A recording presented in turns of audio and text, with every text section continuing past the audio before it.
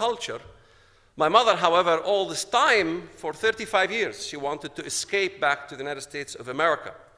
In 55 Muslim states today, not one of them is signatory to the Hague Convention, which means if a Muslim decides to marry a Christian girl or a Jewish girl, and he decides to go back to his homeland, and he decides to keep the children back in that country, there's nothing that your embassy or your country can do for you, because they are not signatory to this convention, because they feel that they have an obligation towards Muslim children who have a right to live in Muslim countries and not to be evicted back to a Christian country. Her attempt was always to escape. She wanted to run. Her whole story is, how can I escape? I remember my mother's first attempt to escape when we were children. She took the luggage, and you might think it's very easy. You just pick up your luggage, you pack your things, and you get on the taxi cab, you go to Ben Gurion Airport, you take the next flight to New York, and you connect to California and go home. Well, she tried that. She took the kids, and of course the women from the balconies would see her with the luggage, and they knew what she had in mind. She had to go to the embassy and file some paperwork because she had no passport, she had nowhere to prove who she is, and she had to spend one night at the YMCA hotel in Jerusalem. And the second day in the morning, she attempted to go to the Consulate General, and of course, my uncles, my family, my father realized what she was about to do. They waited for her at the entrance of the American consulate. She was, of course, caught and sent back to the House of Obedience with enough beatings to teach her a lesson. At this point, everybody in my family, in my school, even the barber, will tell us how not to trust our mother and not to escape back to America.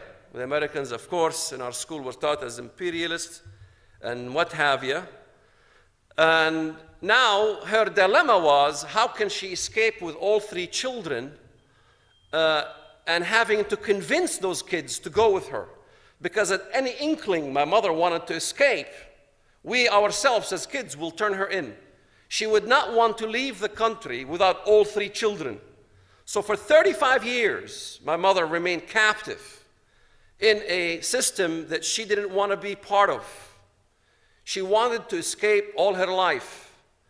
She couldn't leave until 1994, because in 1993 I decided to change my religion, and I became a Christian basically, and rescued her in 1994, brought her back to her country, and she is with her mother, back to her family. And it's really her story that needs to be told. Because the question I always ask is, whenever do you hear a story of a Muslim girl falling in love with a non-Muslim boy, a Hindu or a Christian or a Jew, and being allowed to marry this guy? It's always the case of a Muslim male marrying a non-Muslim female or a Christian girl, and you never hear the vice versa of the story. I've very rarely ever heard of such a story of a Muslim girl marrying a Christian boy. It happens maybe on occasion, but the majority of the stories is always that a Muslim can have the right to marry a non-Muslim girl. Of course, living in the Middle East, going to Friday prayers, going to the Temple Mount, listening to sermons by Ikrimah Sabri, the Grand Mufti of Jerusalem. Even the Wailing Wall doesn't belong to the Jewish people. I went to school all my life in Dar Jasser in Bethlehem. And in Dar Jasser school, I was right adjacent to Rachel's tomb. Never knew who Rachel was all my life there. Who was Rachel? Qabr Rahil. Didn't understand who Rachel was. Didn't understand the history of Jerusalem or the connectivity of the Jewish people to that land. Of course, from listening to all the sermons, religious education, social studies, historical studies. We were the original Canaanites. We had the presence in this land way before the Jewish presence, because we wanted a connectivity to the presence, to this land, way before the Jewish existence or the Joshuan conquest. So we were the Canaanites. You can hear Yasser Arafat, Faisal Husseini, all the prominent figures of the Palestinians saying that we were the original Jebusites or we were the Canaanites. I began to ask myself a question in 1993 as I read the Bible, because Canaan was the son of Ham. How could Canaan be a Hamite? And we consider ourselves Arabs, of course, Arabs from Abraham. How could we be Canaanites and Hamitic origin and also a Semitic origin at the same time? Of course, I began as a youth as a graffitist. I began to write graffiti on the walls. I began to entice other kids to go on demonstrations against Israel. The idea of destroying Israel have never left our mind in school. Of course, the Israel education system didn't allow an Israeli system to enter into our school. We had our education curricula coming from the Hashemite Kingdom of Jordan, and it didn't have any of the open kind of a critical thinking that you enjoy here in the West, to think critically or to ask questions. In the Middle East, all my life I lived there, there's usually one party line or the coffin. I mean, you could be pro-PFLP, Popular Front to Liberate Palestine, you could be pro-PLO, you could be pro-Hamas, but one thing we were all pro is that we had the idea that Israel must be wiped out and we must establish a state.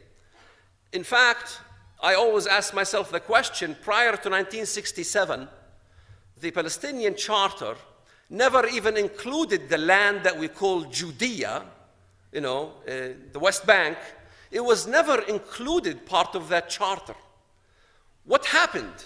I mean, after all, we wanted to establish a state in Palestine, yet it seems like the secretary forgot to type Palestine and, in that land we call Judea, biblical Judea, as that state. Because we were proud Jordanians. I was considered a Jordanian. My father served in the Jordanian army. We saluted King Hussein in going to theater or go to school. We had the Jordanian national anthem. We were all Jordanians. And all of a sudden, after the Six-Day War, the charter was changed, and now Palestine is to be established in that land called Judea. Well, Palestine was supposed to be established in Israel proper, where the Jews were. It took me years to realize why. Well, it's because the idea of establishing a Palestinian state when King Hussein ruled it was an anathema. He's an Arab ruling Arab country, and Gaza was ruled by Jamal Abdel Nasser, Egypt. So Gaza was considered Egypt. There was no problem with us being ruled by other Arabs. The idea was to be, rejection of being ruled by a Zionist or a Jewish entity. But I never considered racism as part of our life. Because even asking my family at the family reunion in San Francisco, I had my uncle, my aunts, my cousins. Everybody was there, their children, their children's children. We were all having a family reunion. And I was asking questions, I'm living in America here. How was life for you back in Palestine? Now you have Yasser Arafat. You're supposed to be happy. You have somewhat of a state now. How was life for you back in the Palestinian areas? Well, my uncle says life is miserable. I says, why is it miserable? He began to tell me how Yasser Arafat and the PA really abused people, had a monopoly over businesses, territorial monopolies. The PLO was very dictatorial. I said, well, how was your life in comparison with your life under the Israeli occupation? I remember what they said. They said, well, under the occupation, those were the good old days. I said, excuse me, I couldn't believe what I was hearing. What do you mean the good old days? Those were the good old days. Life was good. There was tourism. There was money to be made. Education, everything was good at those times. Now it's really, really miserable. I said, why don't you speak out? And my uncle says, that's a stupid question. I said, why is it a stupid question? He says, you know very well, Walid, that we will never accept the Jews to rule over us. I said, excuse me? Then the issue is not an issue of a state or land, it's racism. I began to understand racism. One Palestinian was asked the question, if all the Jews converted to Islam, will we still have an Arab-Israeli war? And the answer was, of course, no. But then the question is, it's not an issue of land, is it? It's an issue of Jews ruling over land that was waqf at one point in time. It was a waqf territory. It belonged to Islam because Umar ibn al-Khattab had occupied it at one point. It is a Muslim land. In fact, historically speaking, I began to realize after I began to study history for a change that the Arabs, and those are the best historians that you can find, the Arabs ruled that land you call Judea less than 100 years. Less than 100 years the Arabs ruled Judea, that land. All of it was Mamluks, it was the Ottomans, it was the Romans, it was the Crusades. So it was so why not establish an Ottoman state or a Crusader state or a Roman state? Why an Arab-Palestinian Muslim state?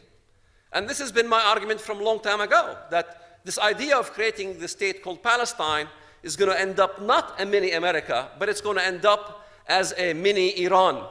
In fact, I was on Fox News one time, and I was sitting there, and I had a discussion with one of the Fox News teams over this issue.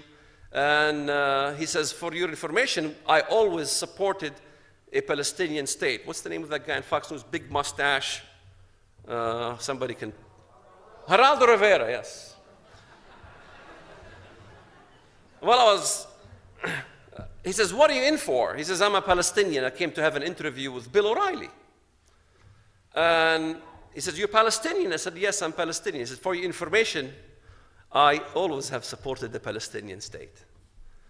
I said, excuse me, you're talking to the only person who doesn't support the Palestinian state. I said, Mr. Rivera, I'll be glad to make a bet with you. This was before the Hamas election, before the elections, before even Hamas even came to power in Gaza, before. I said, I have a bet to make with you. I said, it's going to be an election there, and we're going to have a Hamasistan. It's going to be an Islamist state. It's going to be a very oppressive state. There'll be no rights for women, no freedom of speech. I'm willing to make a bet with you for $1 million that Hamas will be victorious before the elections. And would you make that bet with me? He said, of course not. I said, why? It seems, Mr. Rivera, you know the facts already. And you look at the news, you look at everything that's happening, the facts are so clear what has evolved as a result of that state. But there's nobody in this politically correct world that could stand up with some guts to say what we have now is not a state, but what we have now is indeed a state of psychosis. It's a state of psychosis in which you see two Jews getting lost in Ramallah, and